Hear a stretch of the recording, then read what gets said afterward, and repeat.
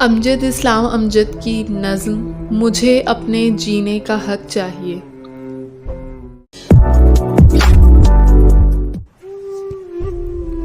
मुझे अपने जीने का हक चाहिए। ज़मीं जिस पे मेरे कदम टिक सकें, ज़मीं जिस पे मेरे कदम टिक सकें, और तारों भरा कुछ फलक चाहिए। मुझे अपने जीने का हक चाहिए। नेमतें जो मेरे रब ने धरती को दी, नेमतें जो मेरे रब ने धरती को दी, साफ पानी, हवा, बारिशें, चांदनी, ये तो हर इब्ने आदम की जागीर हैं, ये तो हर इब्ने आदम की जागीर हैं, ये हमारी तुम्हारी किसी की नहीं।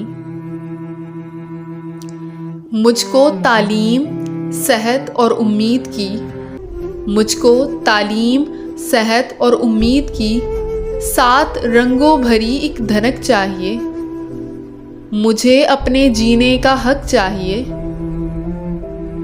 न हवा साफ है न फिज़ा साफ है, न हवा साफ है न फिज़ा साफ है, वो जो आबे बका था वो ना साफ है, वो जो आबे बका था वो ना साफ है। ज़मीं हो, समंदर हो या आसमां, ज़मीं हो, समंदर हो या आसमां, एक ज़रा सोचिए अब कि क्या साफ है, एक ज़रा सोचिए अब कि क्या साफ है।